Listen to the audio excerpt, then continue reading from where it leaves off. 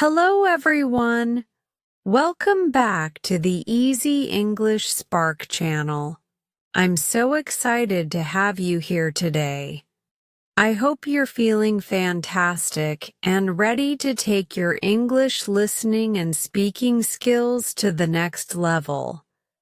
In today's session, we'll explore some valuable tips and exercises to boost your confidence and help you speak more fluently than ever before. Whether you're just starting or already on your way to fluency, we'll guide you step by step. Let's get started and light up your English journey. Chapter 1. A new journey begins. Hello, and welcome to English with Selena. I'm so excited that you've decided to join me on this journey. If you're watching this video, then you're already taking the first step toward becoming fluent in English, and I want to congratulate you for that. Today marks the beginning of something amazing. Your journey toward mastering the English language and gaining the confidence to speak it fluently. Now, let me ask you something. Have you ever found yourself in a situation where you're trying to speak English, but your mind starts racing to translate everything from your native language into English before you can even speak? Or maybe you hesitate mid-sentence, searching for the right words, only to end up feeling frustrated and unsure of yourself. You're not alone. Many learners face this challenge, but the good news is, today, that's about to change. In today's lesson, we're going to tackle one of the most important skills you'll need to speak English confidently. Thinking in English. Yes, you heard that right. Thinking in English. You see, when you translate everything from your native language into English, it creates a barrier between what you're thinking and what you're saying. It slows you down, makes you lose your flow, and can even make you feel like you're not making any progress. But what if I told you that you can bypass that?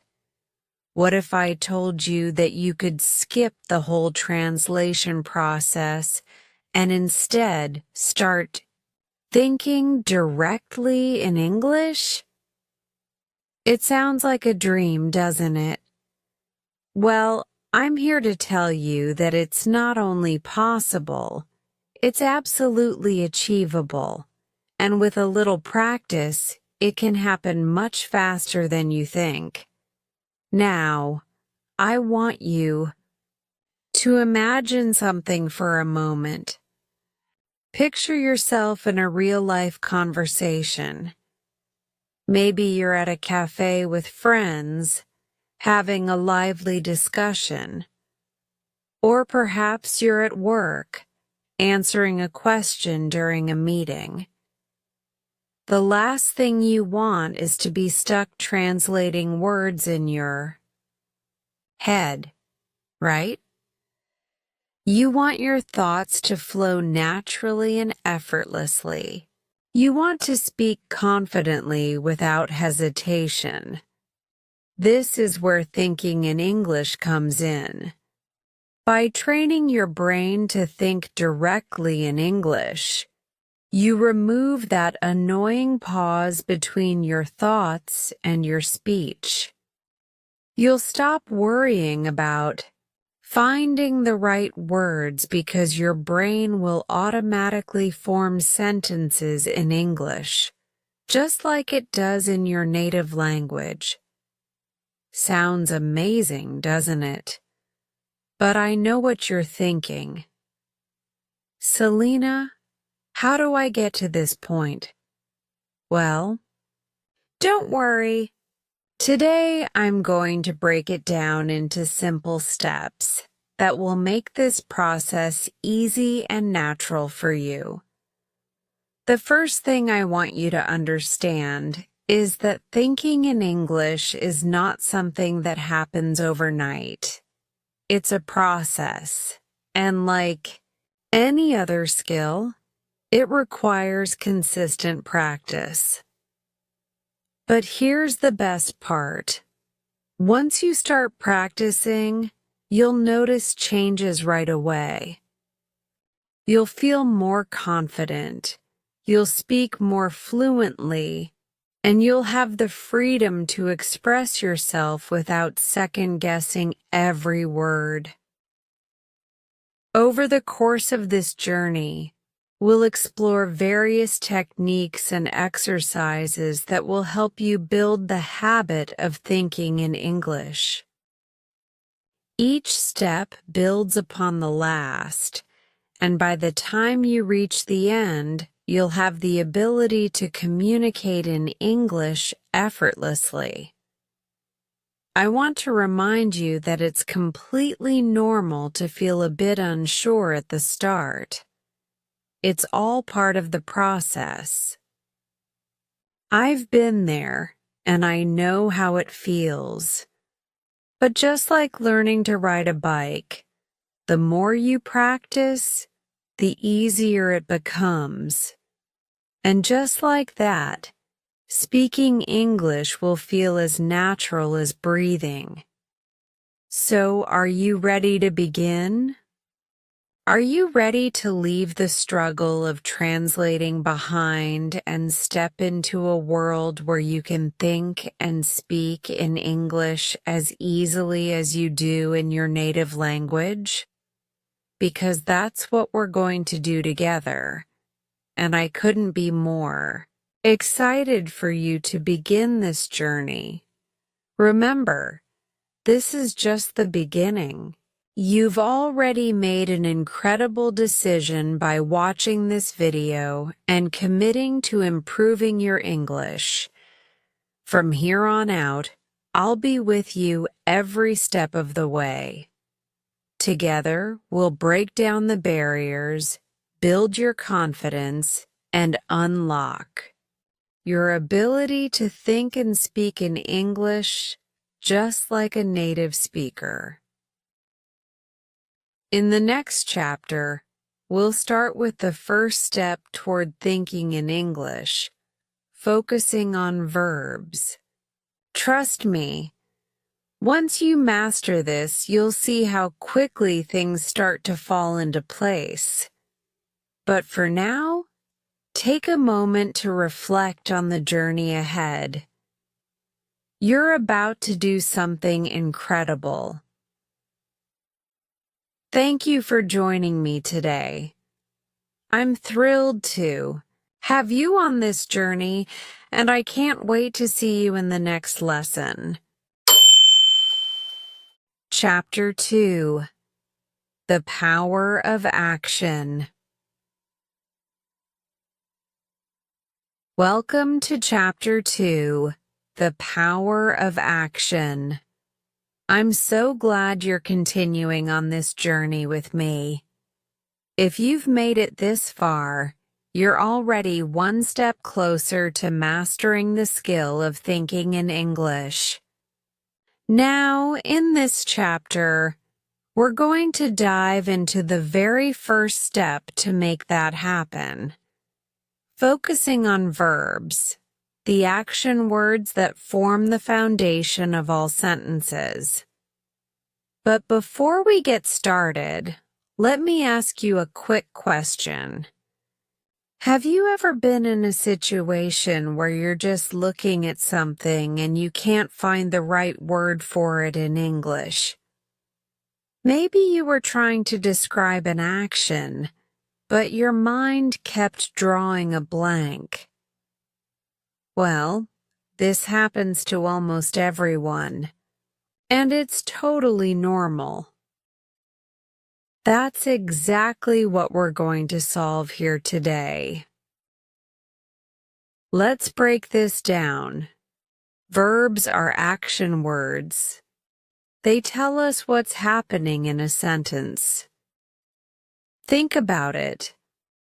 Every time we speak, we're either describing something we did, are doing, or will do. Verbs are essential because they move the sentence forward. Without verbs, we wouldn't be able to express ourselves in a meaningful way. Here's an example. Imagine you're walking through a busy street in New York. You see people everywhere. Some are running, others are talking, and a few are walking. They're dogs. All of these are actions, right? And these actions are described using verbs: run, talk, walk. So why should you start by focusing on verbs? The reason is simple. Action is everywhere around us. It's all happening in real time, whether we're aware of it or not. And if we can get used to thinking about the actions happening around us in English, we can start forming sentences in our heads much faster. This is a great way to train your brain to think in English without the need for translation. Let me give you a few more examples. Let's say you're visiting a park in London. What do you see? Maybe you spot a man reading a newspaper, children are playing on the swings, and a woman is jogging along the path. All of these are actions happening around you. If you start thinking about these actions in English, read, play, jog, you'll be able to describe the scene without pausing to search for words. This is how thinking in verbs works.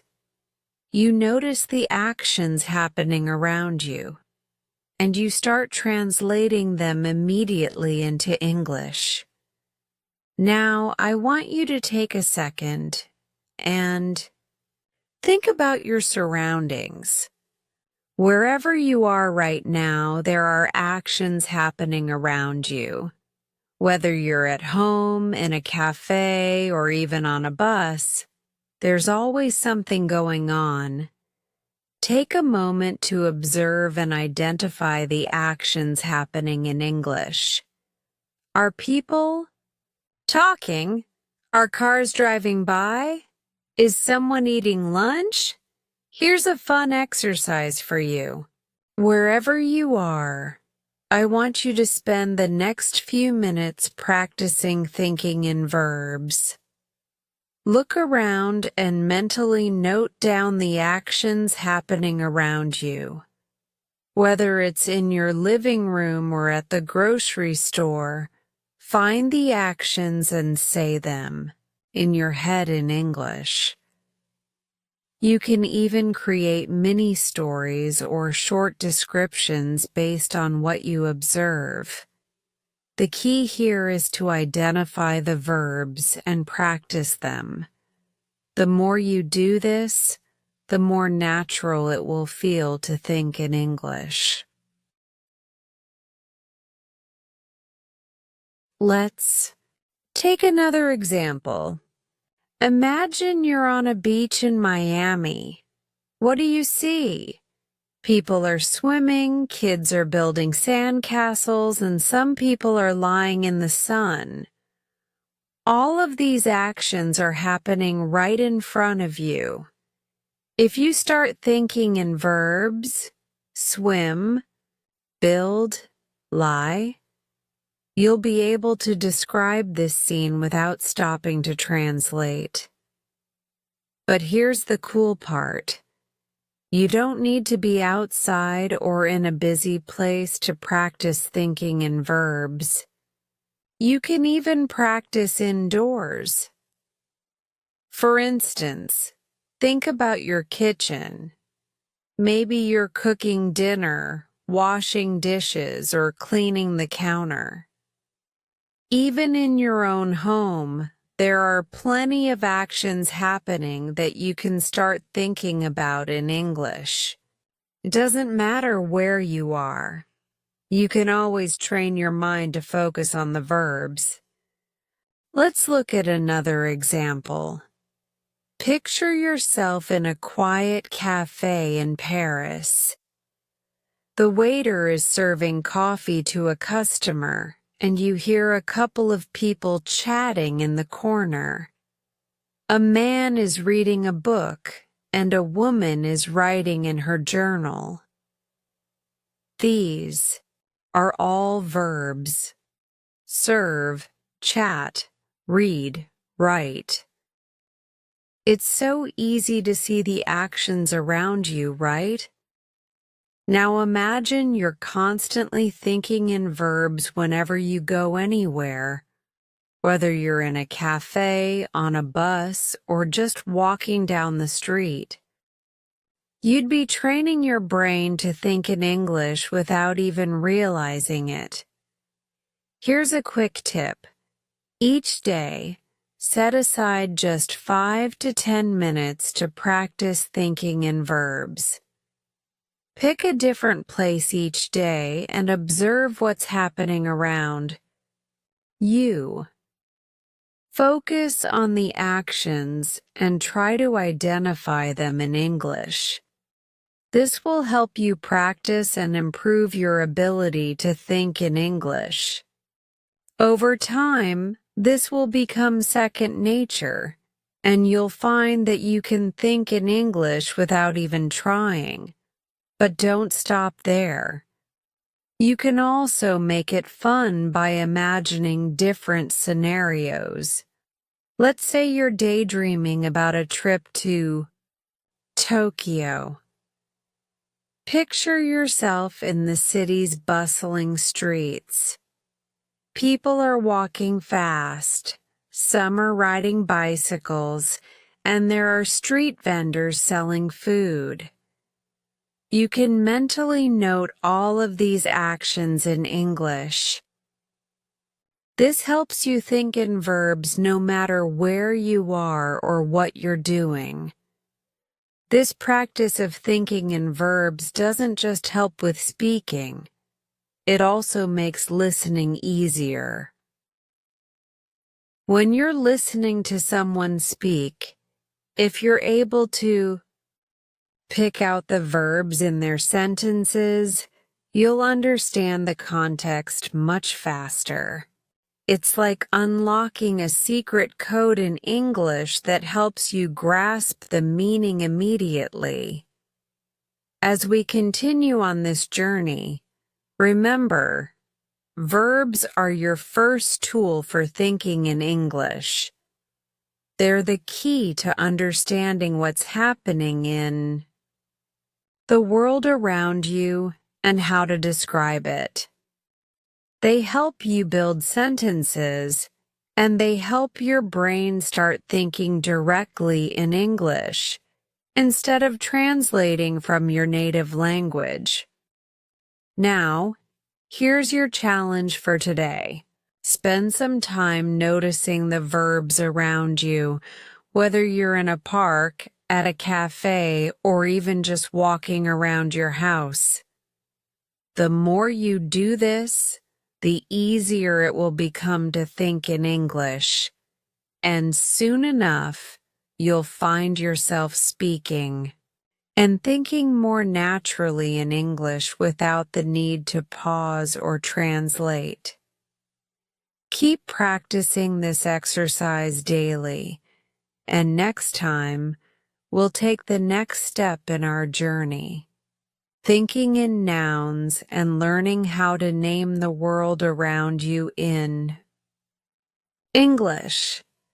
I'm so excited to continue this journey with you, and I'll see you in the next chapter.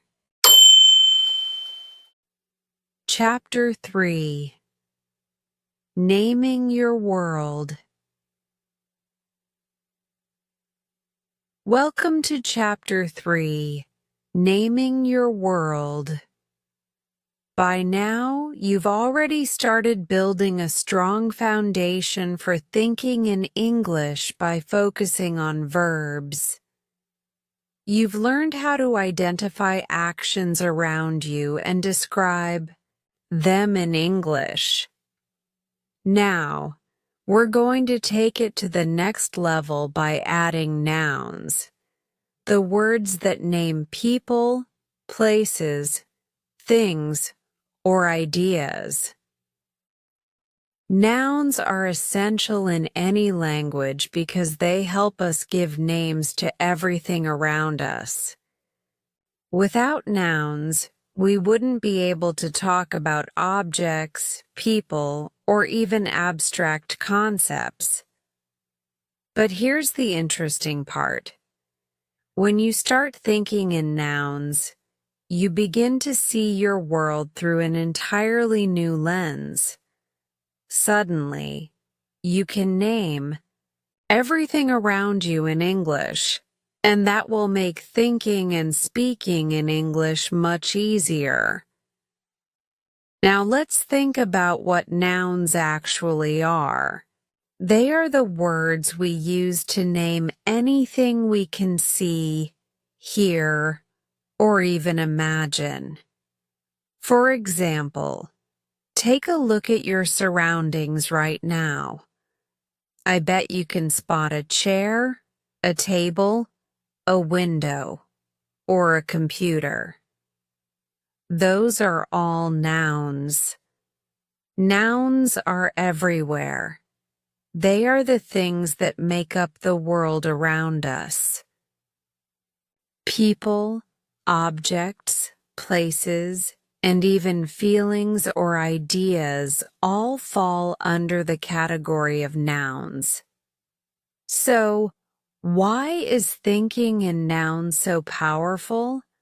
Because once you start recognizing the things around you as nouns in English, your mind begins to make automatic connections. When you can name something in English, it becomes a natural part of your thinking process, and you start forming English sentences in your mind more quickly and naturally.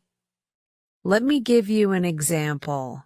Imagine you're standing in the middle of a bustling market in Delhi, India. What do you see? You can start naming things you see around you. There's a vendor, a fruit stand, a crowd of people walking by, and spices piled high in baskets.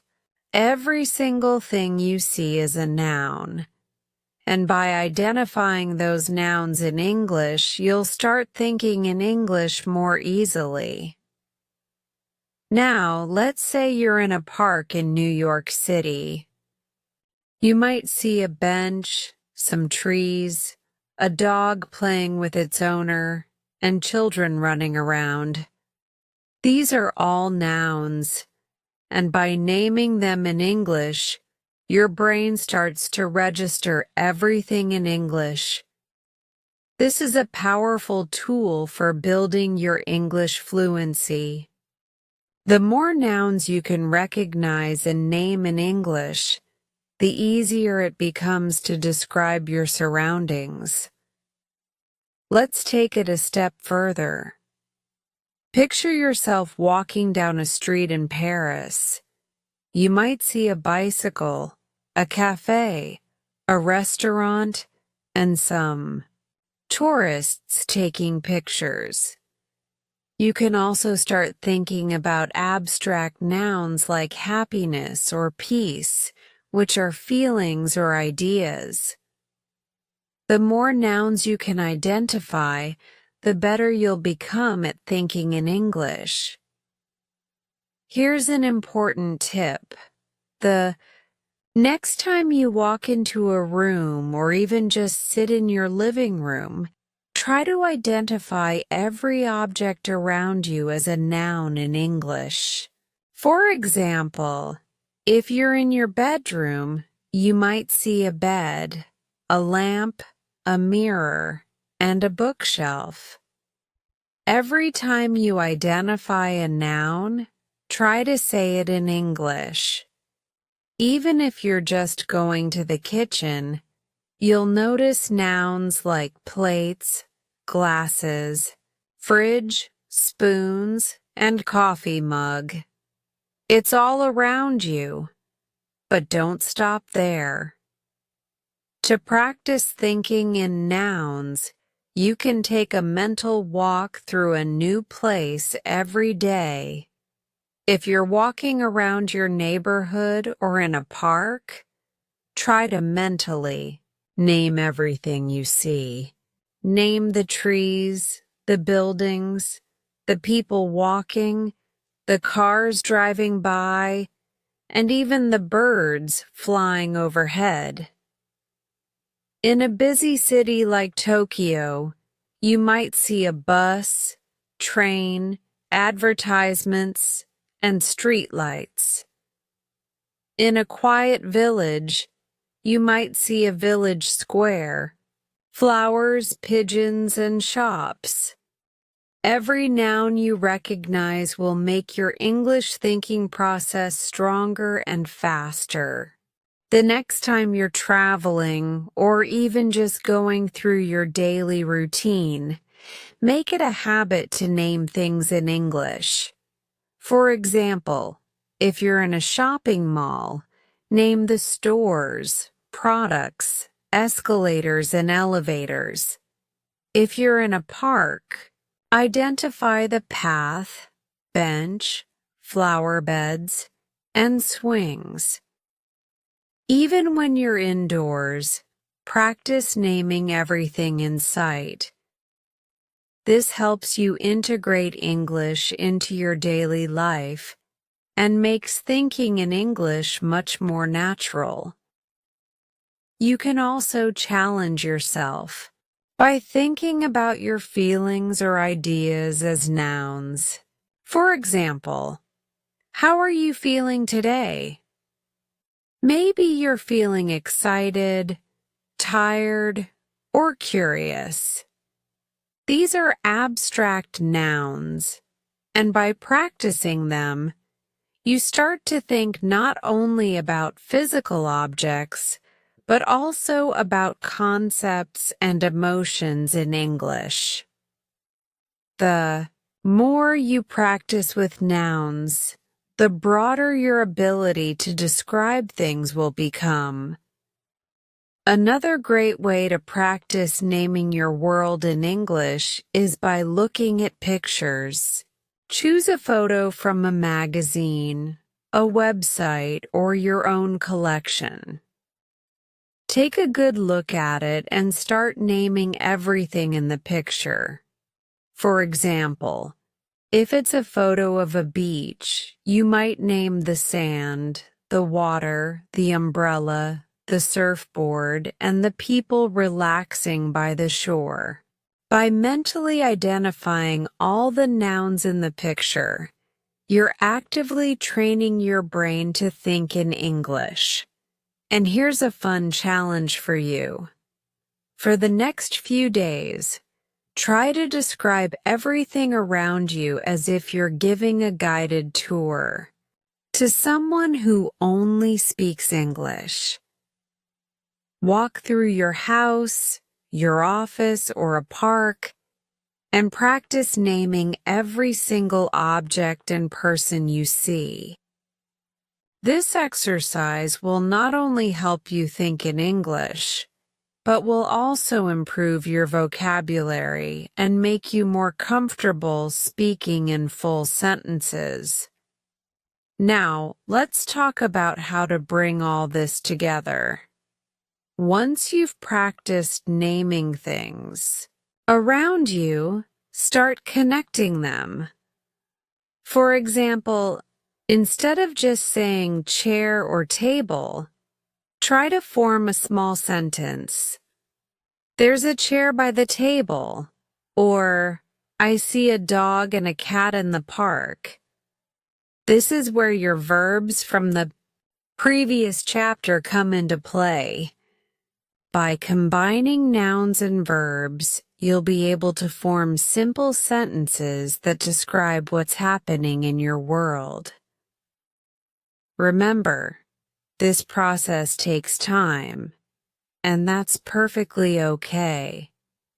The goal is not perfection, but rather consistency.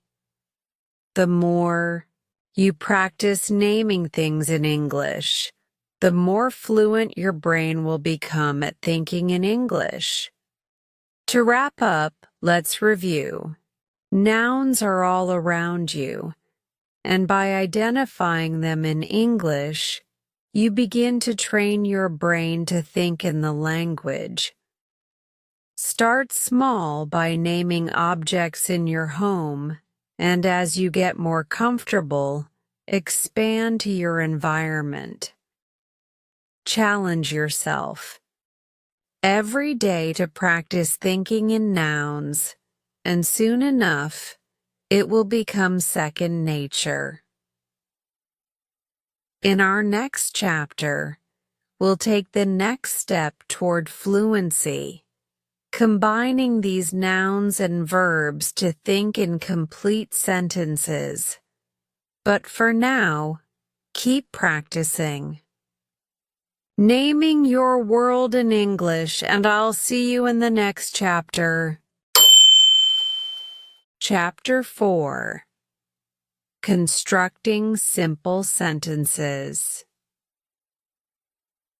Welcome to Chapter 4, Constructing Simple Sentences. By now, you've learned how to think in verbs and nouns. You've started recognizing actions and objects in English, and you've practiced naming everything around you. Now it's time to put those skills to work by constructing simple sentences. If you think about it, sentences are the building blocks of communication. Without them, we wouldn't be able to express our thoughts, ideas, or feelings clearly. The good news is that constructing sentences in English is much easier than it sounds. Once you start combining the verbs and nouns you've been practicing, you'll see how quickly you can form simple sentences. Let's start with the basics. A sentence typically has two main parts, the subject and the predicate. The subject tells us who or what the sentence is about, and the predicate tells us what's happening or what's being done. The simplest sentences in English will follow this basic structure. Subject plus verb plus object. For example, let's start with a very basic sentence. The dog runs. Here, the dog is the subject. Runs is the verb, and there's no object in this case. But the sentence still makes sense because it describes a clear action happening.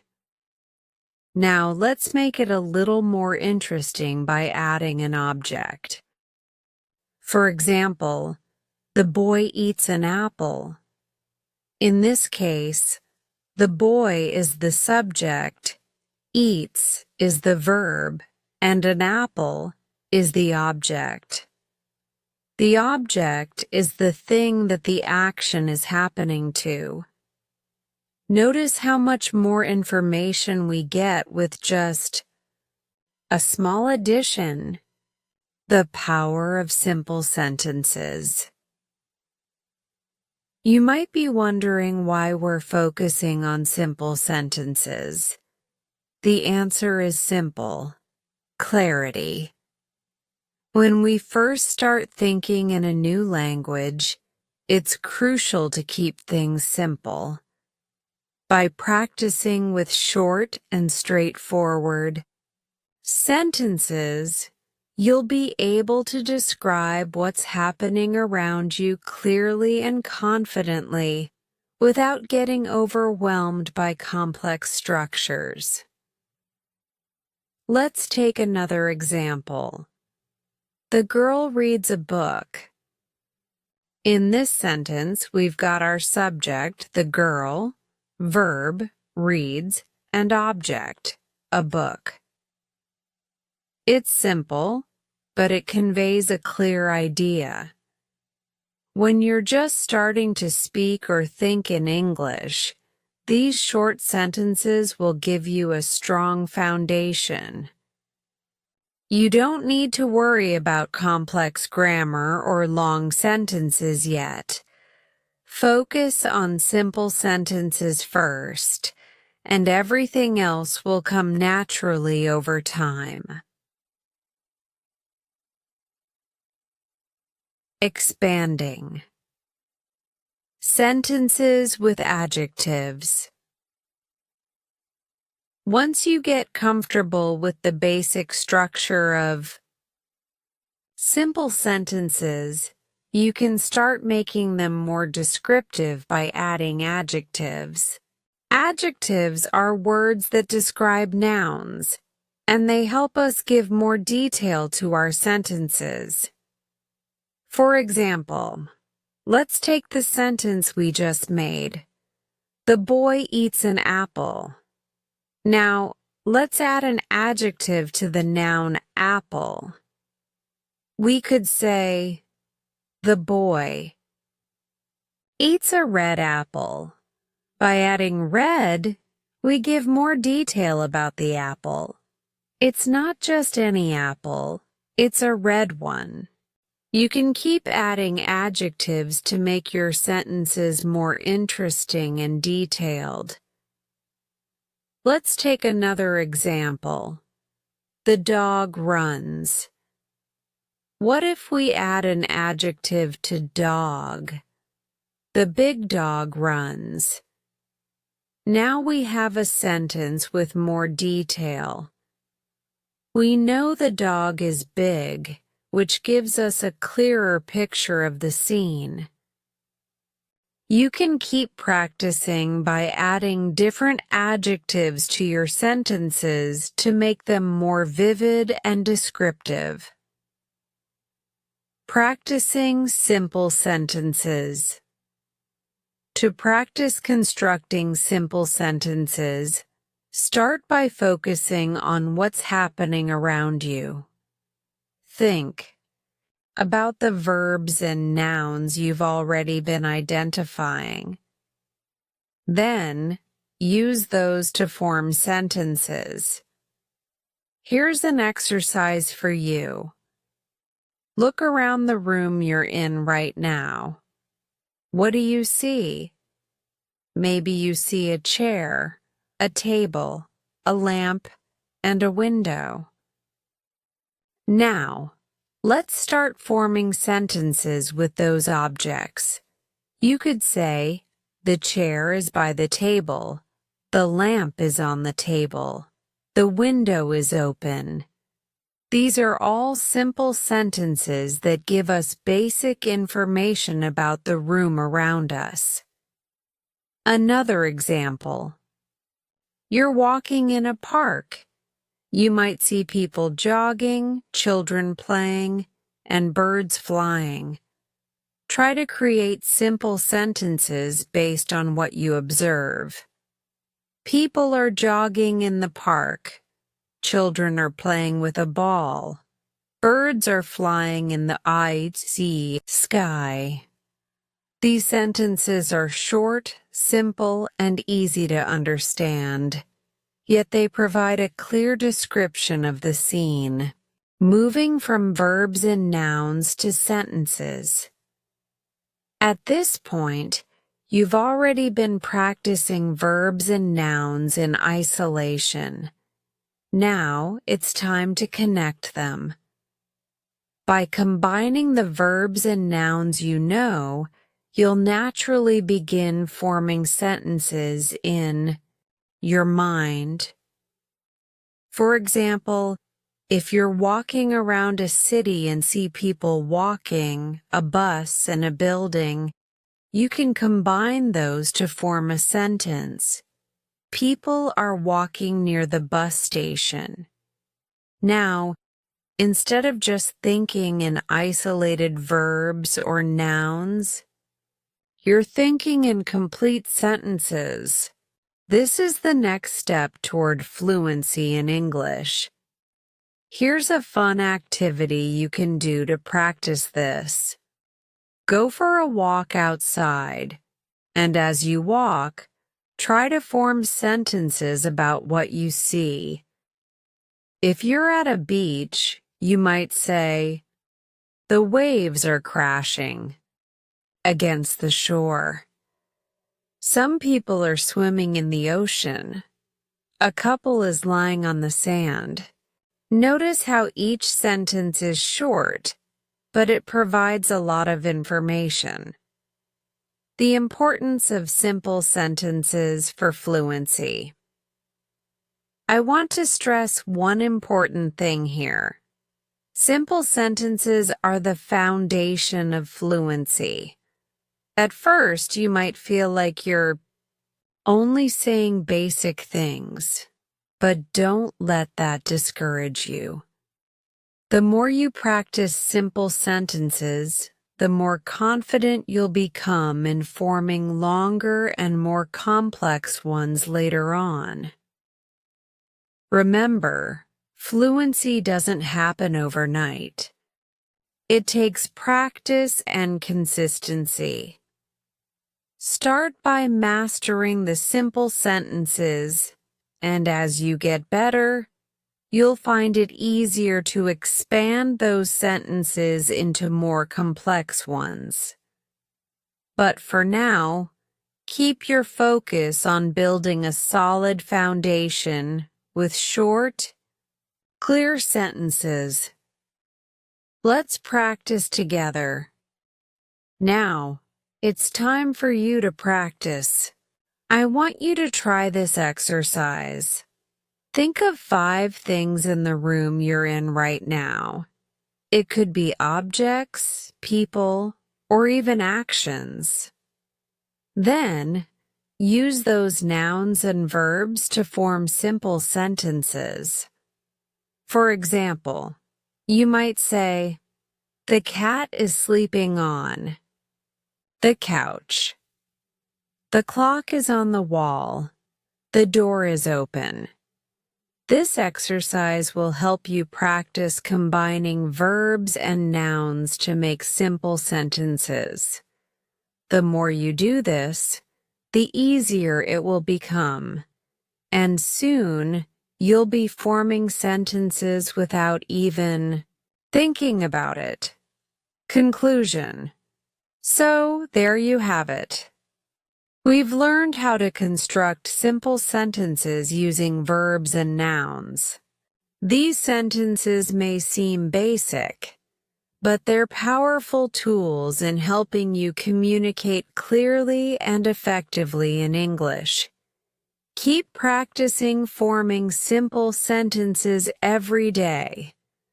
The more you practice, the more confident you'll become. In our next chapter, we'll take it a step further and start expanding those simple sentences to make them even more descriptive. But for now, keep practicing those basic sentences and enjoy the process of building your fluency one step at a time. Thank you for joining me in Chapter 4, and I'll see you in the next lesson. Chapter 5. Describing Scenes in Detail. Welcome to Chapter 5. Describing Scenes in Detail. By now, you've learned how to think in verbs, name things around you with nouns, and construct simple sentences. You've built a strong foundation in English, and now we're going to take it a step further. In this chapter, we're going to focus on how to describe entire scenes in detail, bringing those simple sentences to life and making your descriptions more vivid and engaging. Why describing in detail matters. So, why is it important to describe scenes in detail? Think about it. When we're talking about something, whether it's in everyday conversation or in a more formal situation, we want to paint a clear picture for the listener. Details help us create a fuller, richer image of what we're describing, which makes our language more engaging and easier to understand. When you describe a scene in detail, you give your listener the opportunity to see what you're talking about in their mind's eye. You don't just say, "I went to the park." Instead, you say, "I went to a beautiful park where the sun was shining and children were laughing as they played on the swings." Now that second sentence paints a much clearer picture, doesn't it? It's more colorful, more lively, and it gives your listener a sense of what it was like to be there. In English, the ability to describe scenes in detail is a vital skill. It allows you to communicate more effectively, whether you're telling a story, giving directions, or simply sharing an experience. And guess what? You're already on the path to mastering this skill. The key to describing in detail: observing and expanding. The first thing to understand about describing in detail is that it starts with careful observation. To describe something in detail, you first have to notice the small things. When you walk into a room or when you're outside, take a moment to observe everything around you. What do you see, hear, smell, or even feel? Every detail can contribute to making your description more vibrant. Let's practice this with an example. Imagine you're standing in a busy street in downtown London. You could describe the scene like this. There are many people on the street. This is a simple, basic sentence, right? But let's add more details. The street is crowded with people walking quickly. Some are talking on their phones, and others are holding shopping bags.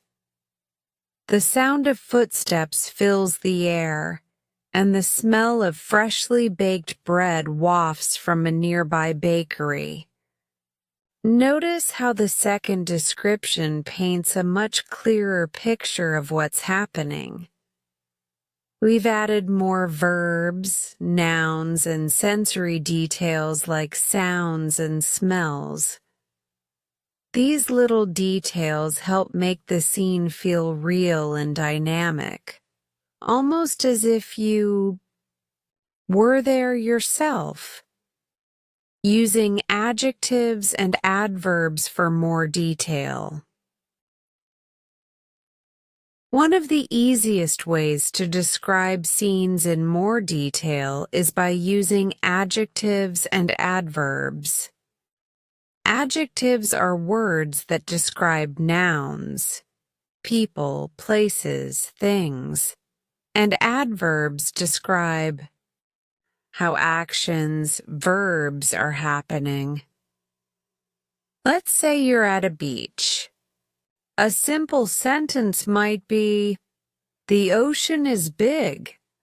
That's a fine sentence, but we can make it much more detailed by adding adjectives and adverbs.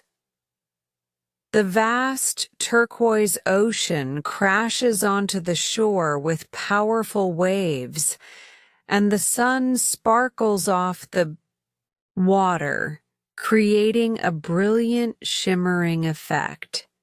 By using adjectives like vast and turquoise, and adverbs like powerfully, we've given more detail to the scene. Now we can picture the ocean in a more specific way. Another example. Imagine you're describing a park. A simple sentence could be, "There are trees in the park." But we can make it more interesting and detailed. The park is filled with tall, leafy trees, their branches swaying gently in the breeze. The green grass stretches out beneath them, and the air smells fresh and earthy.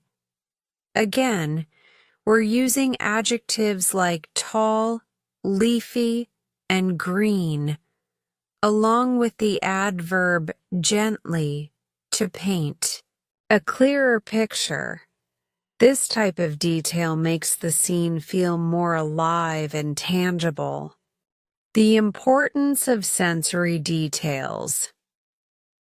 A great way to enhance your descriptions is by appealing to the senses: sight, sound, touch, taste, and smell. When you describe a scene, think about how it looks, what sounds you hear, what you can touch, and any smells or tastes that are present.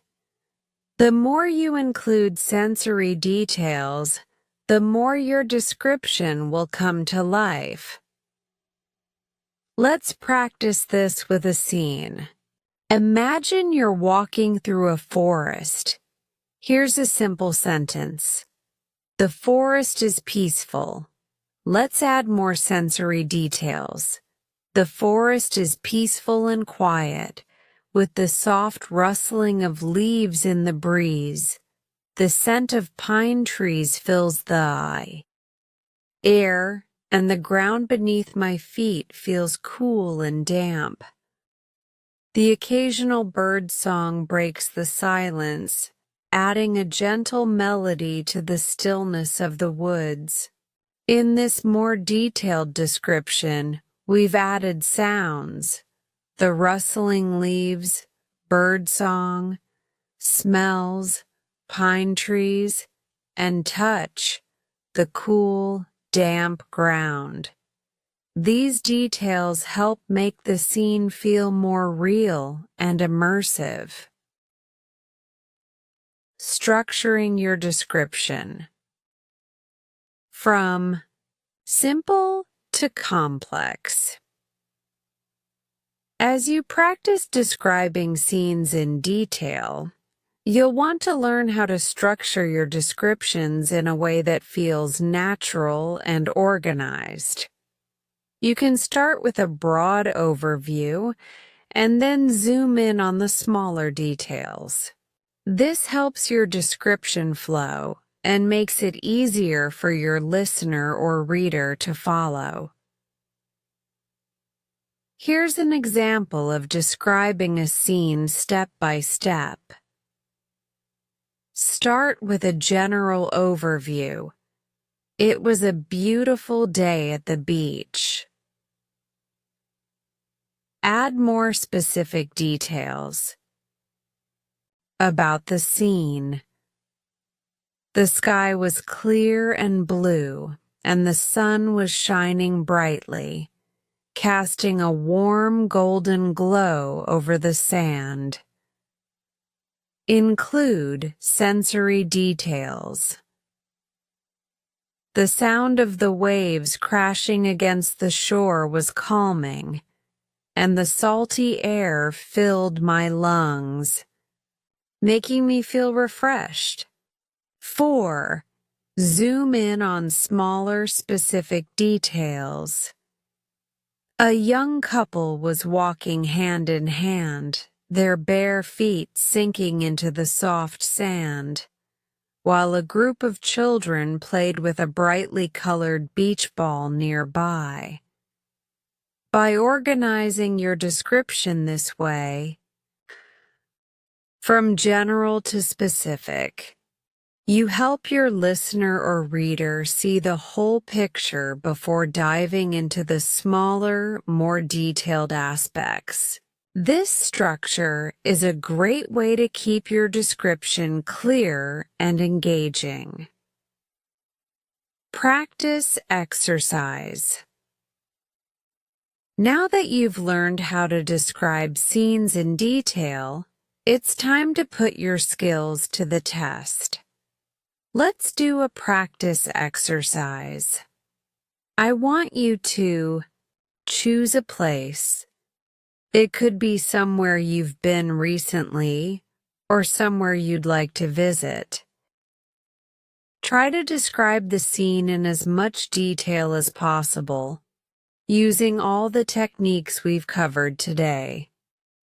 Adding adjectives and adverbs, using sensory details, and organizing your description from general to specific. For example, you might choose to describe a coffee shop. Start by giving a general description. The coffee shop is cozy and welcoming. Then zoom in on more details. The warm golden light from the lamps creates a comforting atmosphere. The smell of freshly brewed coffee fills the air, and soft jazz music plays in the background. Next, add sensory details. I can feel the smooth, warm mug in my hands, and I hear the sound of cups clinking as the barista prepares drinks. And finish with specific moments or actions. A couple is sitting by the window, sipping their drinks and chatting softly, while a student types away on their laptop at the table next to me. Conclusion: describing scenes in detail is an incredibly powerful tool in your journey toward fluency. It allows you to communicate more vividly and expressively, giving your listener or reader a clear and engaging picture of what you're experiencing. Whether you're telling a story, explaining something, or simply sharing an observation, the ability to describe a scene in detail will make your English sound more natural and compelling. Keep practicing describing the world around you in as much detail as possible. The more you do this, the better you'll get at thinking in English and expressing your thoughts clearly and fluently. In our next chapter, we'll build on this skill by practicing more advanced techniques for communicating your ideas in English. Thank you for joining me in Chapter 5. Keep practicing, and I'll see you in the next lesson. Chapter 6. Expressing yourself through description. Welcome to Chapter 6. Expressing yourself through description. Now that you've learned how to describe scenes in detail, it's time to take your skills to the next level. In this chapter, we'll explore how to use descriptive language not only to observe your surroundings, but also to express your personal thoughts, feelings, and experiences. Describing things is not just about what you see, it's about how you interpret and communicate your emotions, perspectives, and ideas to others. Whether you're telling a story, giving an opinion, or simply sharing how you feel about something, the ability to express yourself clearly and vividly is key to becoming fluent in English. By combining detailed descriptions with your unique point of view, you can make your communication more engaging, persuasive, and relatable. Why description is a powerful tool. Before we dive into the techniques, let's think about why describing things is so powerful. When you describe something in detail, you're not just communicating facts, you're telling a story. People are naturally drawn to stories because they evoke emotions, build connections, and paint vivid pictures in our minds. Think about the difference between simply stating, "It was a nice day," versus, "The sky was clear and blue, with a soft breeze that made the trees sway gently." It was the kind of day that made you want to spend hours outdoors, just enjoying the sunshine. Which one feels more engaging? The second one, right? That's because it's more than just a statement. It's a snapshot of an experience. It invites the listener to feel what you felt and see what you saw. This is the power of descriptive language. As you become more skilled at using descriptive language, you'll be able to share your own stories and experiences in a way that captivates others. You'll be able to express your emotions, perspectives, and ideas clearly and in an interesting way. Describing your emotions.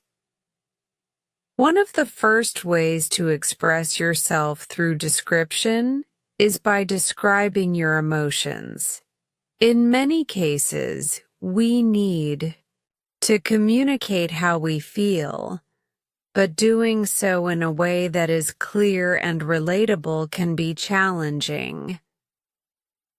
Instead of simply saying, "I'm sad," try to paint a picture of what sadness feels like in that moment. For example, "I felt a heaviness in my chest, like a weight I couldn't lift. Everything around me seemed a little dull, and I couldn't bring myself to smile, no matter how hard I tried." This description uses more than just a simple emotion. It combines physical sensations with emotional experience, making it much more vivid. Describing your emotions like this allows others to understand exactly how you're feeling, and it invites them to connect with your experience. Let's try describing happiness.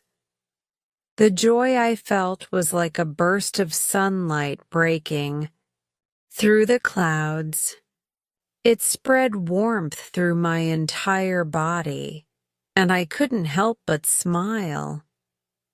Everything seemed brighter, and I found myself laughing at the simplest things."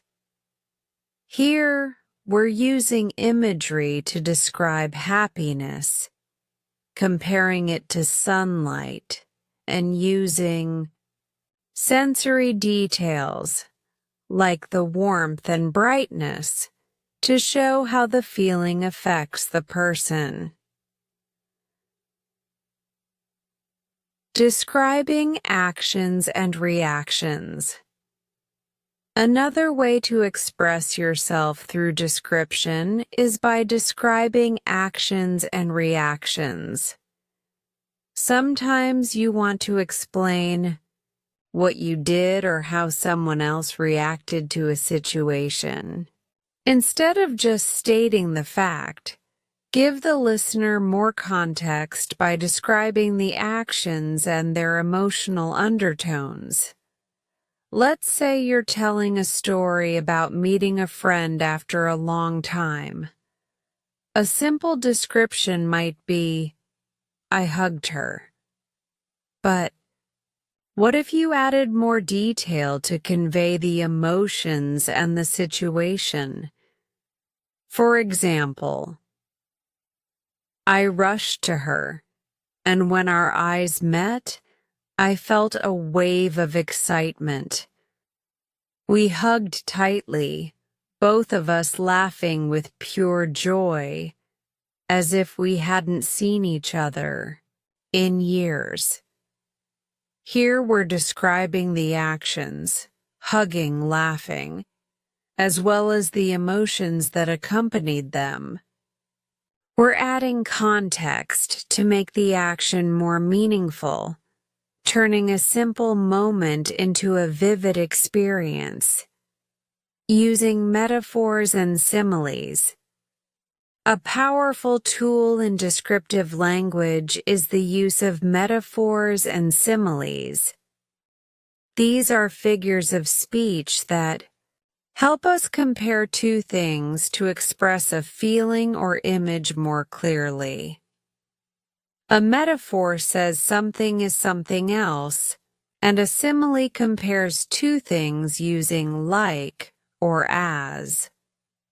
For example, instead of saying, "She is really fast," you might say, "She runs like a cheetah, swift and graceful, barely touching the ground."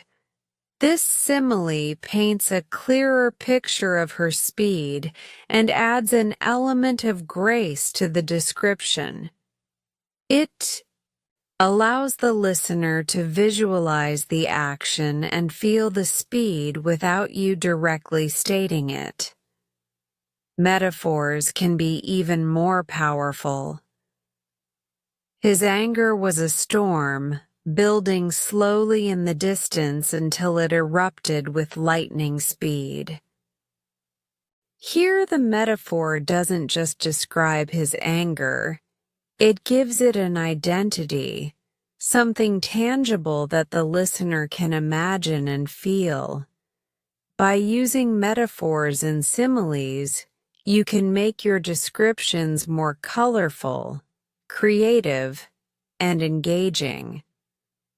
They allow you to express complex ideas and emotions in a way that makes them easier for others to understand and relate to. Describing places and atmosphere. Another important aspect of expressing yourself through description is the ability to set the scene, to describe places and the atmosphere around you. Whether you're writing a story or simply talking about a place you visited, describing the environment helps your audience feel like they're experiencing it with you. Let's say you're describing a peaceful garden. A simple sentence might be, "The garden was quiet." But if you want to make the scene come alive, you could describe it in more detail. The garden was a tranquil haven, with colorful flowers blooming in every corner. The air smelled of lavender and fresh grass, and the Soft hum of bees could be heard as they floated from flower to flower. The gentle rustling of the leaves added to the peaceful atmosphere, making it the perfect escape from the hustle and bustle of the city. In this example, we've used sensory details to describe the environment, including sight, smell, and sound. We've created an atmosphere that makes the garden feel peaceful and inviting. Creating connections and sharing your perspective. The final step in expressing yourself through description is sharing your perspective and creating connections with your listener. When you describe something, it's not just about the object or event. It's also about how you see it, what it means to you, and how it affects you emotionally. For example, if you're describing a busy street in a city, you could say, "The street is filled with noise, people shouting, and cars honking. It's chaotic, and at first it seems overwhelming." But if you want to share your perspective, you might describe it like this. The street is alive with energy. The honking cars, the chatter of people, and the colorful signs. It's overwhelming, yes, but there's something exciting about it. It feels like the city is always on the move, never stopping, always full of possibility. This second version expresses your perspective, showing that while the street may seem chaotic, you find it exciting. It's a more personal and engaging description, one that invites your listener to see the world through your eyes. Practice exercise. Now, let's put these techniques into practice. I want you to think about a situation that you experienced recently. It could be a trip you took, a conversation you had, or even something simple like your morning routine. Start by describing the basic facts. What happened, where you were, who you were with. Then, use the techniques we've learned to expand on that description. Add emotions, sensory details, and your personal perspective. Use metaphors or similes to make your description more vivid. For example, I went to the beach. Expand it to, I went to the beach, where the soft golden sand stretched out beneath my feet, and the waves crashed gently against the shore. The salty air filled my lungs, and I felt a sense of calm wash over me as I gazed at the vast ocean, my worries melting away with each wave. The more details you add, the more you'll be able to express your thoughts and feelings clearly and engagingly. Conclusion. Expressing yourself through description is an incredibly powerful skill. It allows you to communicate not just facts, but emotions, perspectives, and experiences. By adding detail, using metaphors, and sharing your personal views, you can connect with others in a deeper way.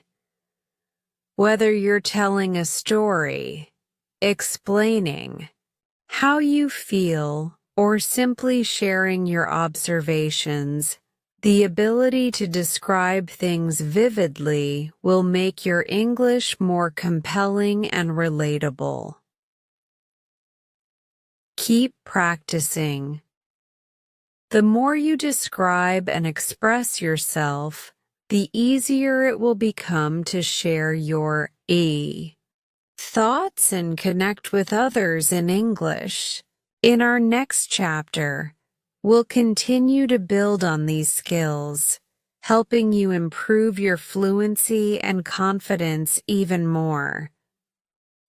Thank you for joining me in Chapter 6. I can't wait to see how you'll use description to express yourself in your own unique way. See you in the next lesson. Chapter 7. Why Thinking in English Matters. Welcome to Chapter 7. Why Thinking in English Matters. By now you've learned how to think in verbs, name things around you with nouns, and construct simple sentences. You've also begun to describe scenes in detail and express yourself more clearly.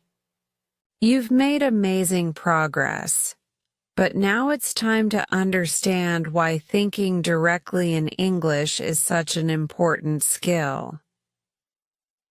In this chapter, we're going to dive into why it's crucial to train your brain to think in English instead of translating from your native language. You might be wondering, why can't I just continue translating in my head while speaking? Well, let me tell you, translating takes time, and that time can slow down your speech, reduce your fluency, and make conversations feel awkward and unnatural. But when you can think directly in English, everything becomes smoother, faster, and more natural. So, let's explore exactly why this shift in thinking is so important. The problem with translating in your head. Let's start with something that most language learners experience at some point: translating.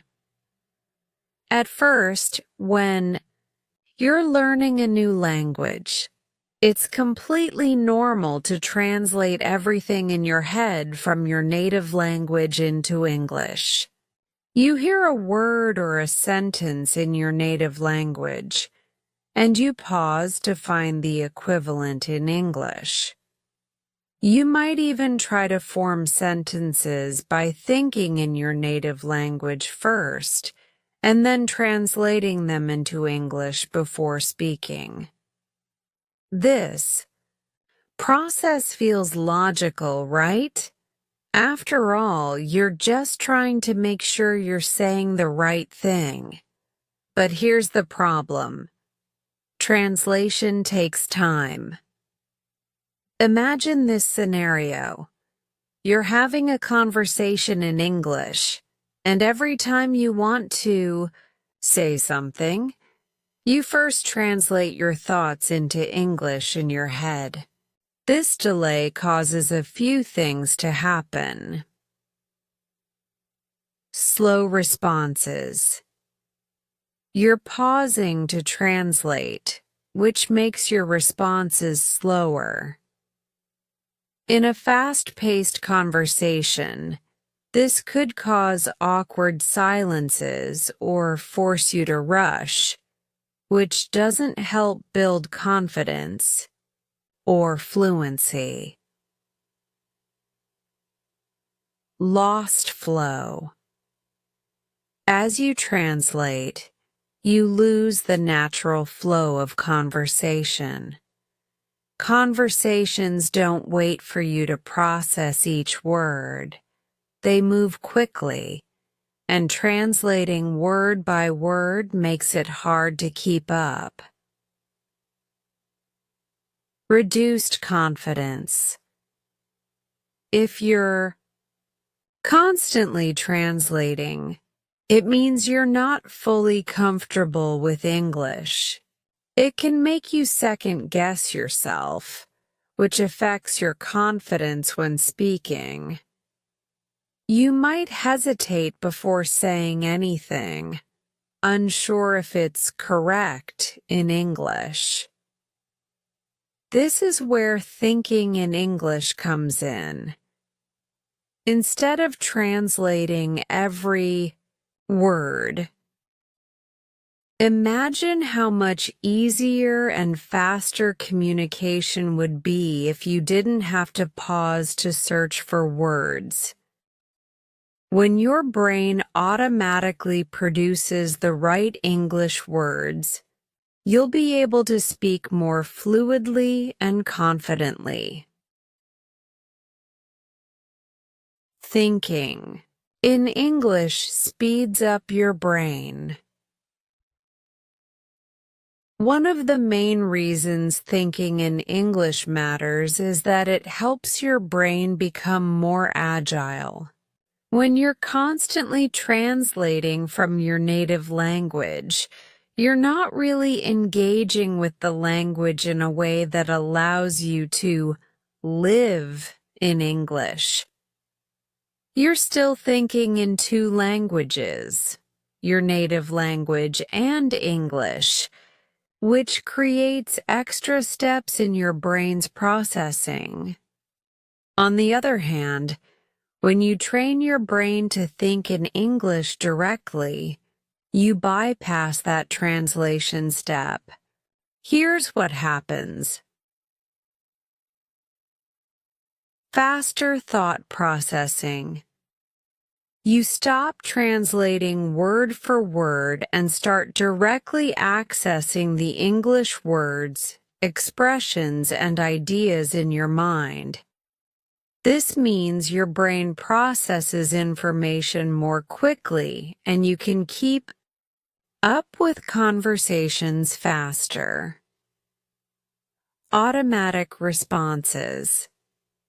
As you get more comfortable thinking in English, your responses will become more automatic. You won't have to pause to think about what words to use or how to structure your sentence. Your brain will instantly form thoughts in English, making speaking feel more natural. Better understanding.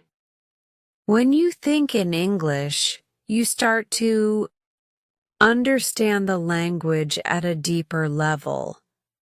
You connect with English in a way that allows you to understand more quickly and easily, because your brain is no longer translating. It's directly absorbing and processing English. How thinking in English enhances fluency. Fluency is all about speaking smoothly and naturally, and fluency is directly tied to how quickly you can think and speak in English. The more you practice thinking in English, the more fluent you'll become. Here's why. No delays in communication. When you think in English, there's no delay between what you want to say and how you say it. You don't have to mentally search for the right words or structure the sentence in your native language before translating. You simply speak naturally and effortlessly. Increased confidence. The more you think in English, the more confident you'll become. Why? Because when you stop translating, you become more familiar with how the language works. you understand it better, and that helps you feel more confident when speaking. Confidence plays a big role in fluency. The more confident you feel, the easier it is to speak without hesitation. Expanded vocabulary and expression. When you train yourself to think in English, you'll naturally start using a wider variety of words and phrases. You won't be limited by the words you know in your native language. Instead, you'll start thinking directly in English and learning new words as you go. This will expand your ability to express yourself in more nuanced ways, which is a sign of true fluency. The connection between thinking in English and cultural understanding. Thinking in English doesn't just help you communicate more effectively. It also brings you closer to understanding the culture and nuances of the language. Every language has its own rhythm, idioms, slang, and expressions that don't always translate directly into other languages. By thinking in English, you'll start to grasp these subtleties. For example, idiomatic expressions. In English, we say things like, "It's raining cats and dogs," or "break a leg" to express something. These expressions don't make sense when translated literally into other languages. But when you think in English, you understand these expressions without needing a translation. Cultural nuances. English-speaking cultures have their own unique ways of expressing emotions, politeness, and humor. When you think in English, you start picking up on these cultural elements, making your communication not just linguistically accurate, but also culturally appropriate. Improved listening skills.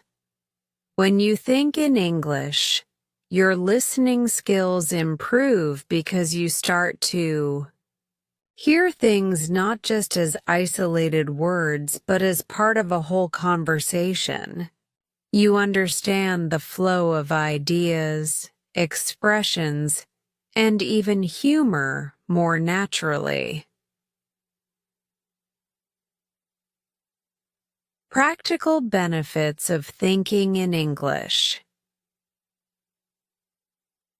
Now that we understand the importance of thinking in English, let's talk about the practical benefits. Faster learning. Thinking in English speeds up your learning process. You'll begin to understand the language more naturally, making it easier to absorb new vocabulary and grammar.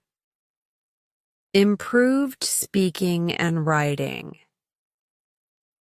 When you think in English, both speaking and writing become easier. Writing becomes more fluid and speaking feels more natural because you're no longer pausing to translate. Better memory retention. By engaging directly with the language, you strengthen your memory of words and phrases. You won't need to constantly look up translations, because your brain will start making connections directly in English. Ease in conversations. Thinking in English allows you to hold a conversation without hesitation. Whether you're in an interview, talking to a friend, or discussing ideas in class, you'll be able to express yourself clearly and confidently. How to start thinking in English. Now you might be wondering, how do I start thinking in English? It's a great question. The good news is that you've already been taking the first steps toward this. Here are some practical ways to make thinking in English a habit. Start small. Begin with short, simple thoughts in English.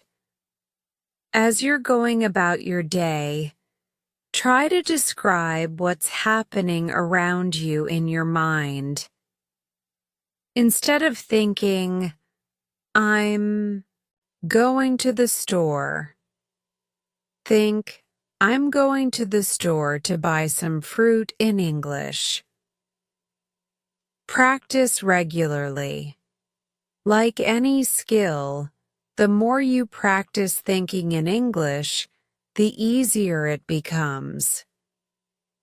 Make it a habit to switch to English when you're thinking about something, whether it's what you're going to do today, what you're feeling, or what you want to say. Think in context.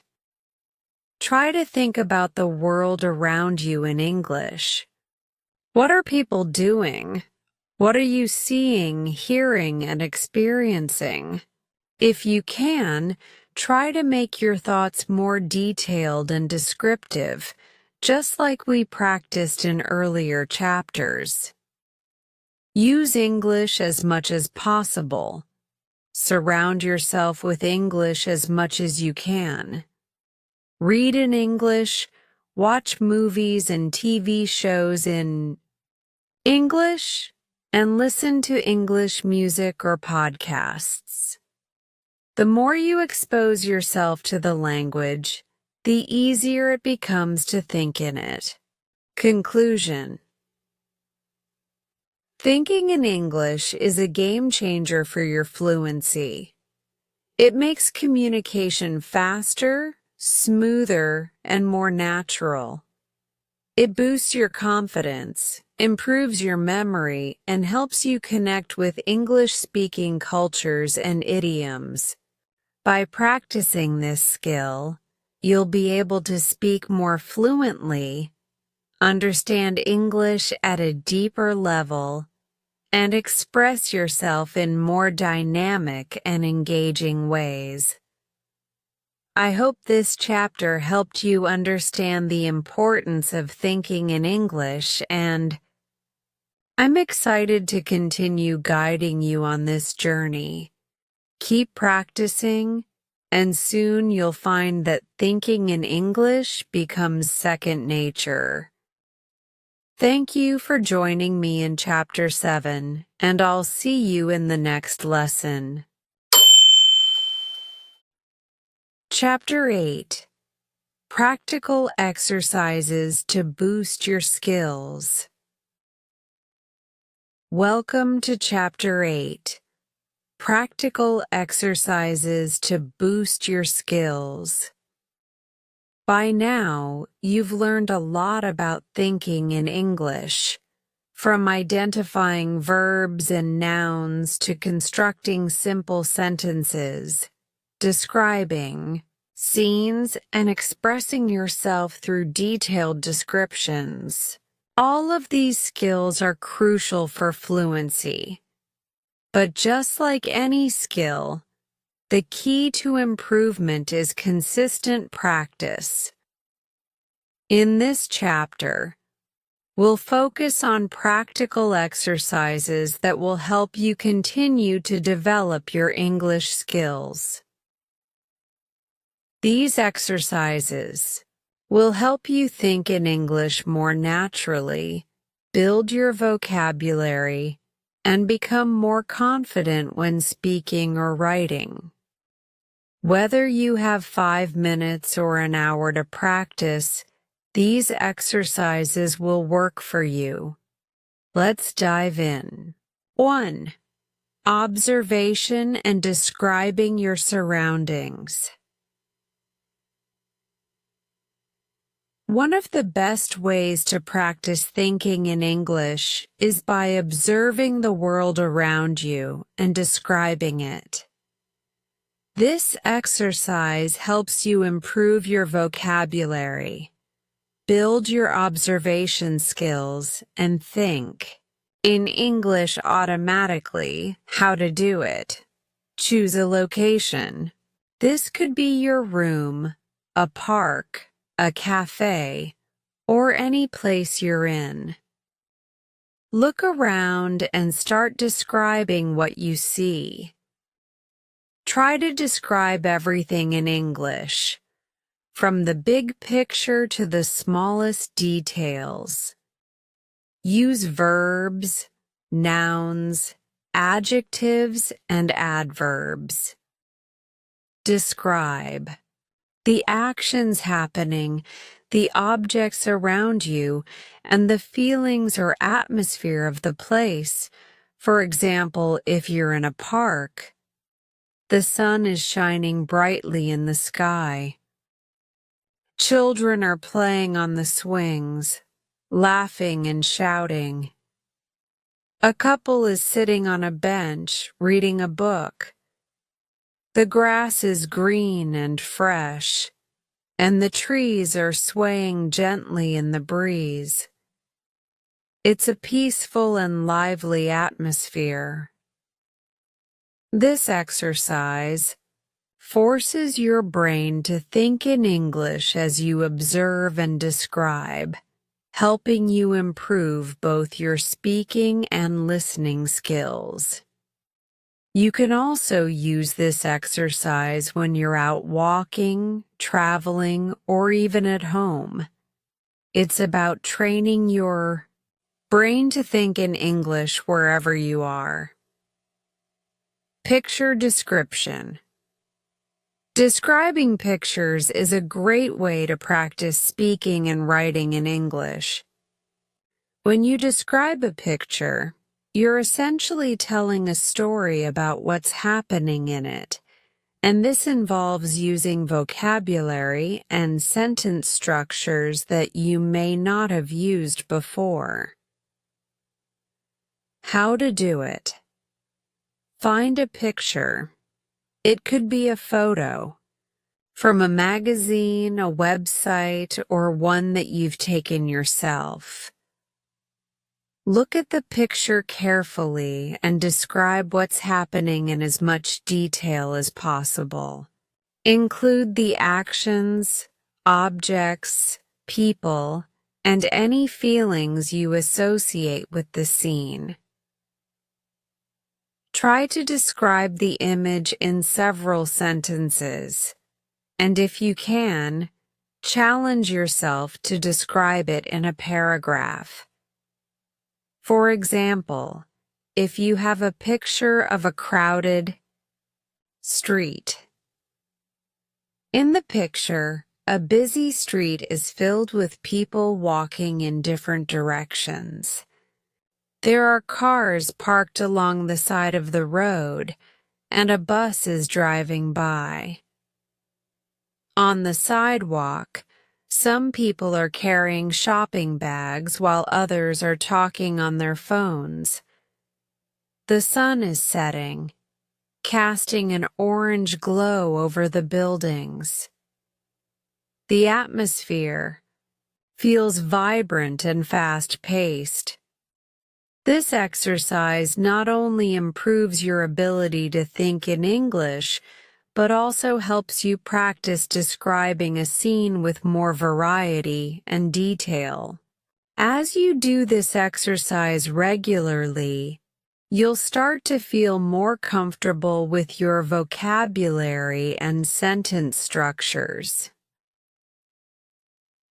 Journaling in English. Writing in a journal is one of the most effective ways to practice thinking and expressing yourself in English. It doesn't require a lot of time, but it can help you improve both your writing and your speaking skills. When you write in your journal, you can reflect on your day, describe your feelings, or express your thoughts about anything that's on your mind, all in English. How to do it. Set aside time every day or every few days to write a short entry in English. Your entry can be about anything. Your day, your thoughts, something you learned, or even a goal you want to achieve. Try to write in full sentences and use a variety of vocabulary. Don't worry too much about grammar. The goal is to express yourself and practice thinking in English. After you write your journal entry, read it aloud. This will help you practice pronunciation and reinforce your vocabulary. For example, if you're writing about your day, today was a busy day. I woke up early in the morning and went for a jog in the park. The weather was perfect, not too hot or too cold. After jogging, I stopped by my favorite cafe for a cup of coffee. I spent the afternoon working on my project, and I'm happy with the progress I made. In the evening, I relaxed by watching a movie. By journaling in English, you will build your vocabulary, improve your sentence structure, and become more comfortable with the language. Over time, you'll notice your ability to write in English becoming more fluid and natural. 4. Talking to yourself in English. It may feel a little strange at first, but talking to yourself in English is a fantastic way to improve your fluency. It helps you practice forming sentences, thinking in English, and expressing your ideas clearly. Plus, it's a great way to practice when you're alone or don't have someone to talk to. How to do it. Pick a topic to talk about. It could be anything you're interested in, like your favorite movie, a hobby, or your plans for the weekend. Start speaking about it in English, as if you're explaining it to someone else. Try to be as detailed as possible. You can also record yourself speaking and then listen to the recording to evaluate your pronunciation and fluency. For example, if you're talking about your favorite book. One of my favorite books is The Great Gatsby. It's set in the 1920s and tells the story of Jay Gatsby, a mysterious and wealthy man who is in love with Daisy Buchanan. The novel explores themes of love, ambition, and the American dream. I love how Fitzgerald uses rich imagery to describe the characters and their emotions. It's a very powerful story that makes you think about life and the choices we make. Talking to yourself is a great exercise because it forces you to organize your thoughts in English. helping you become more fluent and spontaneous when speaking. Role-playing conversations. Another great exercise is role-playing different types of conversations. This helps you practice thinking quickly in English, using the language naturally in a variety of situations. You can do this by yourself, or if you have a language partner, you can do it together. How to do it. Pick a situation where you might need to use English, such as ordering food in a restaurant, having a job interview, or making small talk with a friend. Imagine both parts of the conversation, one as the speaker and the other as the listener, and act them out. Focus on using the appropriate phrases and vocabulary for that situation, and try to make the conversation as natural as possible. For example, let's pretend you're practicing a conversation at a restaurant. You. Good evening. I'd like to order, please. Waiter. Sure. What would you like to have? You. I'll have the grilled chicken with vegetables and a glass of water, please. Waiter. Great choice. Anything else? You. No, that will be all, thanks you. You. Role-playing is a fantastic way to practice common phrases and get comfortable with conversational English.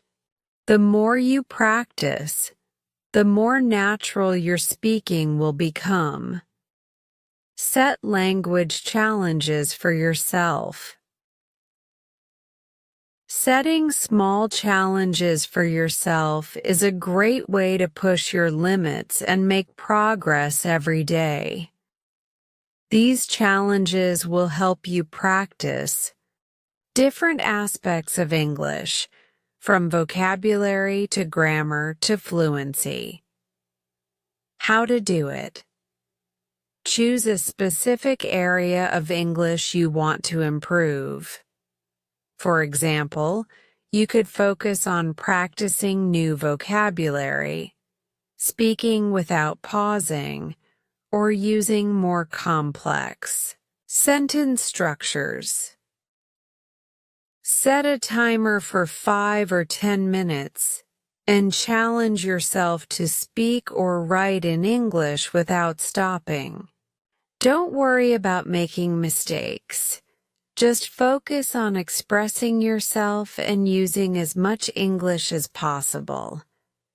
You can also challenge yourself by speaking only in English for a certain amount of time during the day.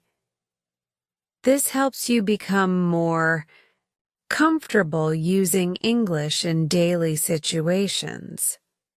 For example, a challenge could be, challenge. Today, I will talk about my day in English for 5 minutes straight without stopping. These challenges will help you gradually build confidence, fluency, and proficiency in English. Conclusion. These practical exercises are the keys to boosting your skills and accelerating your progress in English. By practicing regularly and using these exercises, you'll start to notice significant improvements in your speaking, writing, and overall fluency. Remember, the more you practice, the more natural English will feel to you. Start small, keep consistent, and challenge yourself. Over time, these exercises will help you become a more confident, fluent English speaker. Keep practicing, stay motivated, and I'll see you in the next chapter. Chapter 9. The Path to Fluency. Welcome to Chapter 9, The Path to Fluency. You've made it this far, and I want to congratulate you for your dedication and commitment to improving your English. By now, you've learned how to think in English, describe scenes in detail, express yourself with confidence, and use practical exercises to boost your skills. But you might be wondering, how do I go from here to fluency? How do I make the transition from simply learning English to speaking it fluently, without hesitation, and with natural ease? In this chapter, we'll explore the path to fluency. We'll discuss what fluency really means, the steps you can take to achieve it, and the mindset you need to keep moving forward. Fluency isn't a destination, it's a journey, and the good news is that you're already on the right track. With consistent practice, patience, and dedication, fluency is absolutely within your reach. Let's break down the journey and understand how to get there. What is fluency? Before we get into the practical steps, let's first define what fluency really means. Fluency is more than just knowing a lot of vocabulary or being able to speak without any mistakes. True fluency is about being able to communicate naturally and effortlessly in English, whether you're speaking, listening, reading, or writing. It means you can express yourself clearly and comfortably in any situation without needing to translate in your head or stop to search for words. In short, fluency is the ability to think in English naturally, speak without hesitation, understand spoken and written English easily. Express your ideas clearly and confidently. Fluency doesn't mean speaking perfectly. It means communicating effectively and confidently. It's about being able to express yourself in a way that feels natural and comfortable. Remember, no one speaks perfectly all the time, and making mistakes is a normal part of the learning process. The key is to keep practicing and building your skills. Steps to achieving fluency. Now that we know what fluency is, let's look at the practical steps you can take to reach it. Here are the key steps on your path to fluency. Consistency is key. The first and most important step is consistency. You can't expect to become fluent if you only practice sporadically or when it's convenient. Fluency comes from regular, daily practice. It doesn't matter if you have only 10 minutes a day. What matters is that you make English a part of your routine. Here's how to stay consistent. Set a schedule. Whether it's 10 minutes in the morning or 30 minutes in the evening, make English practice a regular part of your day. Create daily habits. Start by incorporating small English activities into your daily routine. For example, try labeling items around your house in English. Listen to an English podcast while commuting, or journal about your day in English before bed. Use English whenever possible. Make English part of your daily conversations. Even if you're speaking with friends who don't know English, try using small phrases or sentences in English. Consistency will help you build your vocabulary, improve your grammar, and increase your confidence. Over time, you'll notice your fluency improving without even realizing it. Immerse yourself in the language. Fluency doesn't come from just practicing grammar and vocabulary in isolation. It comes from being immersed in the language. Immersion means surrounding yourself with English as much as possible so that you hear, see, and even think in English throughout your day. Here's how you can immerse yourself. Watch movies and TV shows in English. Watch English language films, TV shows, or YouTube channels. Start with subtitles if needed, but try to watch without them as you get more comfortable. This helps improve your listening skills, exposes you to new vocabulary, and allows you to hear how native speakers use the language. Listen to English music or podcasts. Find music you enjoy or podcasts on topics that interest you, and listen to them regularly. This will help you familiarize yourself with the natural rhythm, tone, and vocabulary of English. Read in English. Read books, news articles, blogs, or anything else that interests you in English. Start with simpler material and gradually challenge yourself with more complex texts. Reading will help you learn new vocabulary, understand grammar, and improve your overall comprehension. Engage with native speakers.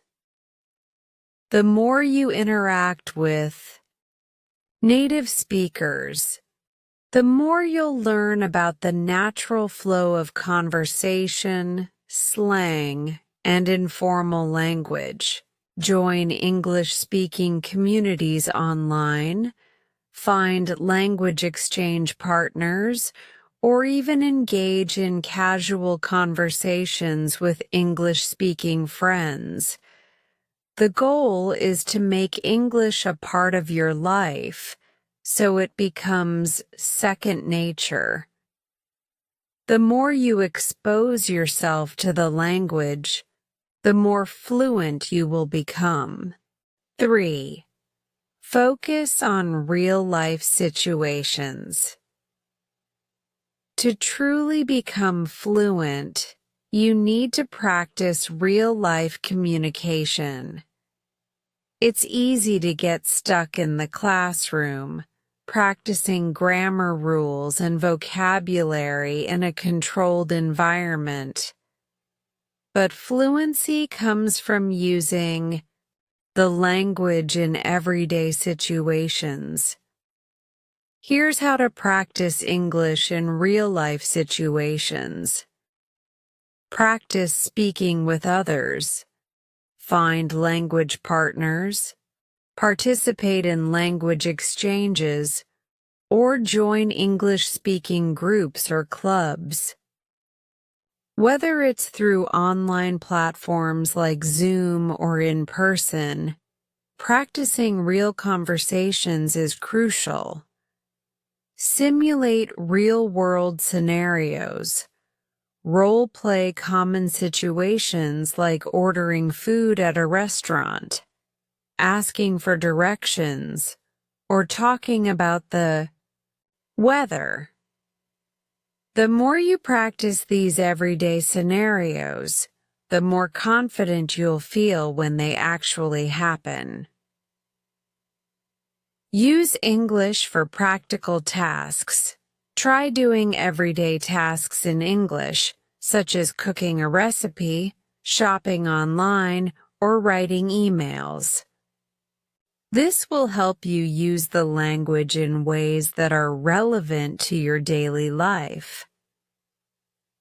By practicing real-life scenarios, you'll get comfortable with using English in the situations where you'll actually need it. Learn from your mistakes. 1. Of the biggest obstacles to fluency is the fear of making mistakes. Let me tell you right now, mistakes are part of the process. In fact, they're one of the best ways to learn. Every mistake you make teaches you something new about the language. Here's how to turn mistakes into learning opportunities. Embrace mistakes. Don't be afraid to make errors. When you make a mistake, it means you're pushing yourself to speak, which is the most important part of learning. Learn from feedback. If someone corrects you, take it as an opportunity to improve. Whether it's a teacher, a language partner, or even a friend, feedback helps you understand what you need to work on. Practice and repeat. Don't just brush off mistakes. Use them as a guide to improve. For example, if you frequently make the same mistake, make an effort to practice that particular aspect of the language until you feel more confident.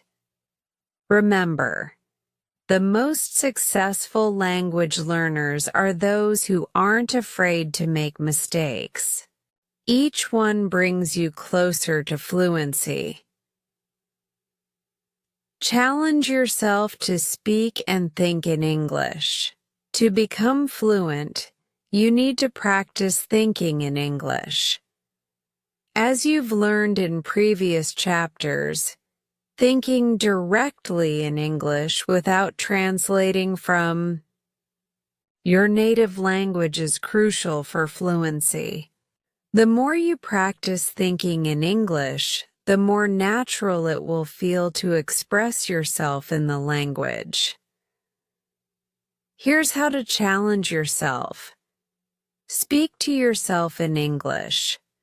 Whether you're at home or walking down the street, try to speak in English to yourself. Describe your surroundings, your thoughts, or your feelings in English. Set time limits. Set aside specific times during your day when you'll only think and speak in English. For example, try speaking only in English for 10 minutes when you first wake up, or limit your phone or social media use to English for an hour. Join English-speaking events. Attend English-speaking events, webinars, or discussion groups. This will help you practice thinking and speaking in English in a more interactive environment. By challenging yourself to think in English in different situations, you'll gradually increase your fluency and confidence. The mindset for fluency. As you progress on your journey to fluency, it's important to have the right mindset. Fluency is not an overnight achievement. It's a gradual process that requires time, patience, and persistence. Here's how to maintain a positive and productive mindset. Be patient. Language learning takes time and fluency doesn't happen overnight. Celebrate your progress, even if it's small, and be patient with yourself. Stay motivated. Find your reasons for learning English. Whether it's for career advancement, travel, or personal growth, keep your goals in mind and remind yourself why learning English is important to you. Stay curious. Language learning is a never-ending journey. Keep exploring new vocabulary, idioms, and expressions. Embrace the excitement of discovering new things and improving your skills. Conclusion. The path to fluency is long, but it's also incredibly rewarding. You're already on the right track. By practicing consistently, immersing yourself in English, and challenging yourself to use the language in real-life situations. With patience, dedication, and a positive mindset, fluency is absolutely achievable. Remember, the journey to fluency is not about perfection. It's about progress. Keep practicing, stay motivated, and embrace the mistakes along the way. Every step you take brings you closer to speaking English fluently and confidently. Thank you for joining me in Chapter 9, The Path to Fluency. Keep moving forward, and I'll see you in the next chapter. Chapter 10. Ready for the next step? Welcome to Chapter 10. Ready for the next step? Congratulations! You've made it this far, and I want to celebrate the incredible progress you've made. Over the past chapters, we've covered so much. From thinking in English to expressing yourself through detailed descriptions. From practicing with real-life exercises to learning about the path to fluency. You've learned valuable skills, and now it's time to reflect on what you've achieved and think about what comes next. But first, let me ask you, how do you feel right now? Do you feel proud of how far you've come? I hope so, because what you've accomplished is no small feat. However, as we all know, learning a language is an ongoing journey. So, the big question is, are you ready for the next step? In this chapter, we'll talk about how to take the skills you've developed and continue to build on them. We'll discuss how to keep the momentum going, stay motivated, and take your English to the next level. We'll also explore how to make language learning a lifelong habit so you can continue improving and achieving your goals. reflecting on your progress. Before we jump into the next steps, it's important to take a moment to look back at everything you've learned and achieved so far. Often we're so focused on moving forward that we forget to acknowledge how far we've come. So, let's take a moment to appreciate your journey. You've learned how to think in English. By now, you're able to recognize actions, verbs, and objects, nouns in your surroundings, and you've practiced forming simple sentences. This is a massive step in your progress.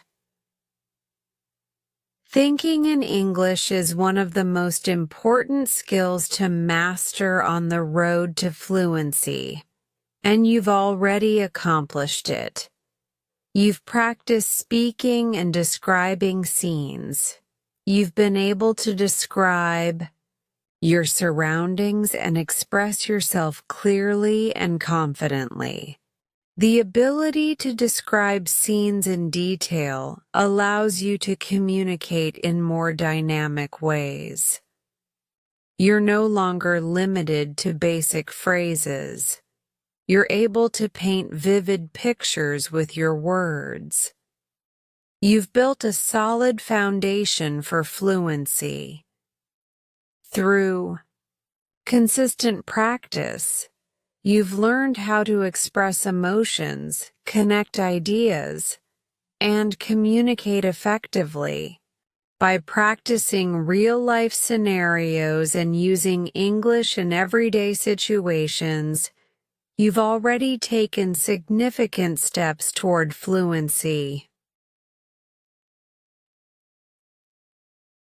The next step: building on what you know.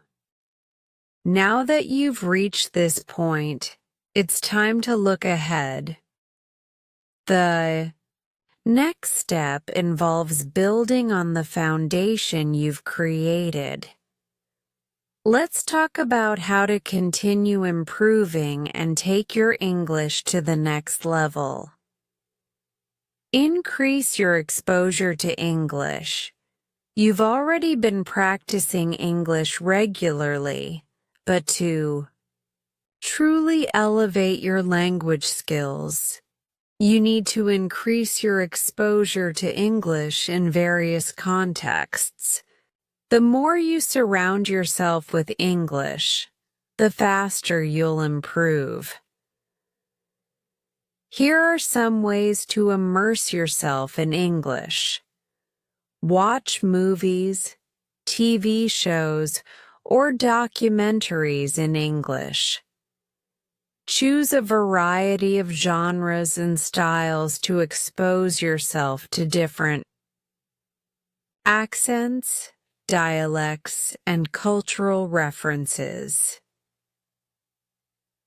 Listen to English podcasts or music. Whether it's a podcast about a topic that interests you or your favorite songs, listening will help you improve your comprehension and pronunciation. Engage with English content online. Follow social media accounts, read articles, or participate in online forums and discussions in English. This will help you become more comfortable with informal language, slang, and conversational English. By increasing your exposure to English, you'll develop a deeper understanding of how the language works in different situations, which will help you communicate more naturally. Practice more complex conversations. Now that you're comfortable with basic conversations and simple descriptions, it's time to start practicing more complex conversations. This will challenge you to think quickly in English, expand your vocabulary, and learn how to navigate more difficult or detailed discussions. Here's how you can practice. Discuss abstract topics. Start talking about topics that require deeper thinking, such as politics, philosophy, or current events. This will push you to use more advanced vocabulary and express your opinions clearly in English.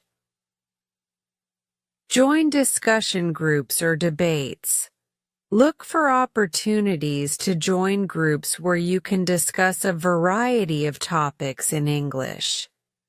This will allow you to practice listening, thinking, and speaking in a more interactive setting. Practice giving presentations. Find a topic you're passionate about and practice giving a short presentation in English.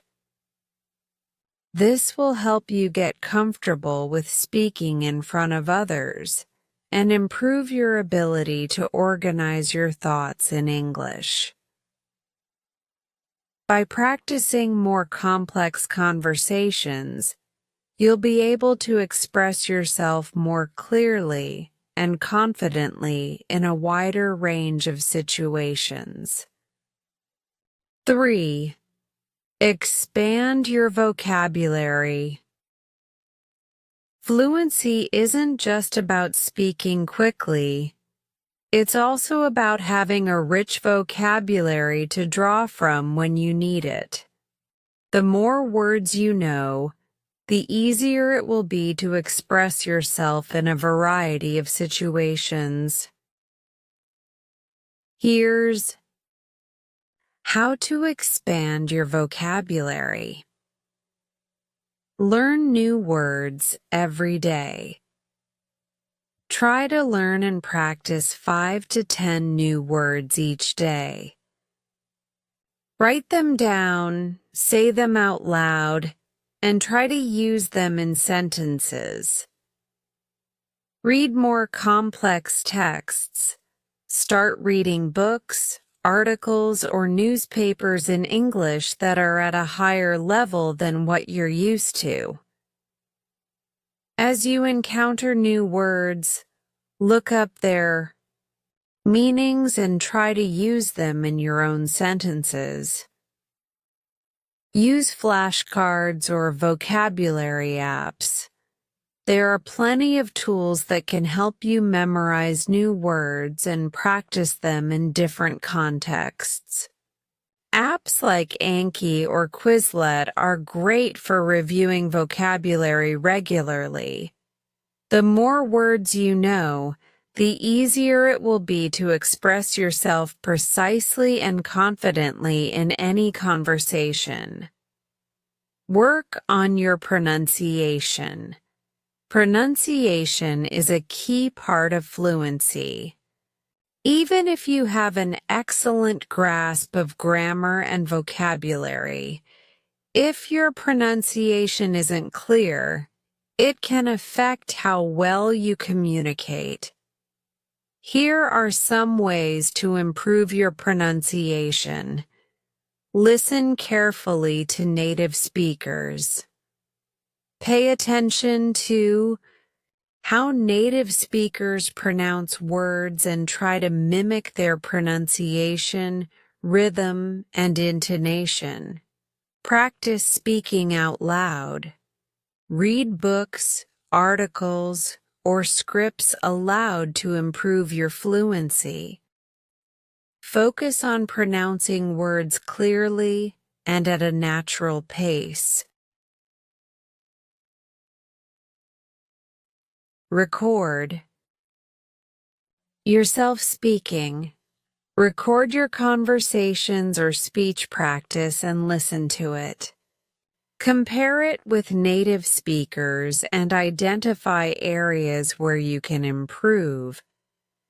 Pronunciation might take some time to perfect, but it's a crucial aspect of speaking confidently and being understood by others. Stay motivated and set new goals. The final key to taking the next step is maintaining motivation and setting new, realistic goals. Language learning is a long-term commitment, and it's important to keep pushing yourself forward. Here's how to stay motivated. Set small, achievable goals. For example, set a goal to learn 50 new words in a month, or to be able to discuss a certain topic in English for 5 minutes without hesitation. Celebrate your progress.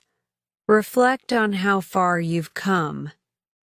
Recognize the improvements you've made, whether it's in your speaking confidence, vocabulary, or comprehension.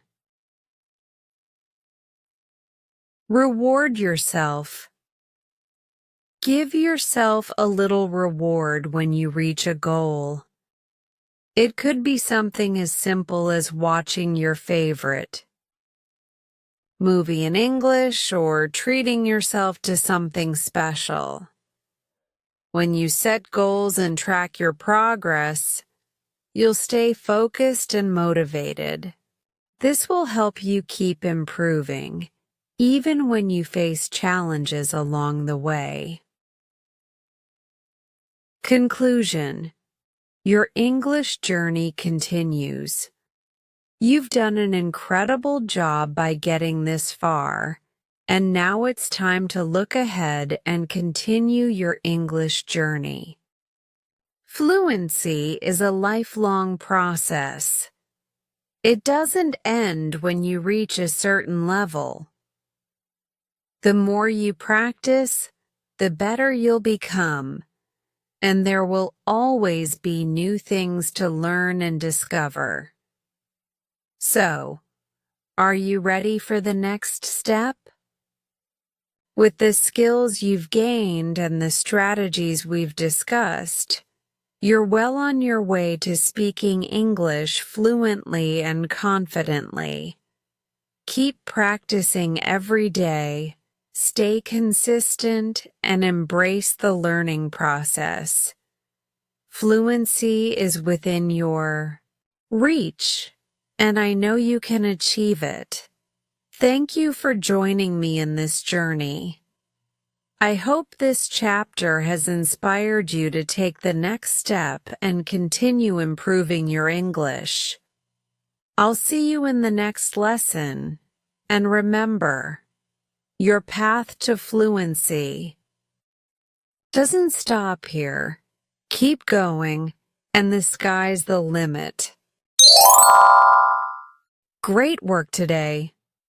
Every moment you spend practicing brings you closer to mastering your English listening and speaking skills. Remember, progress comes with patience and consistency. If this story inspired you or helped you in your learning journey, don't forget to like, share, and subscribe to Easy English Spark channel for more lessons and stories. Keep listening, keep speaking, and keep believing in your growth. I'll see you in the next video. Take care and keep shining.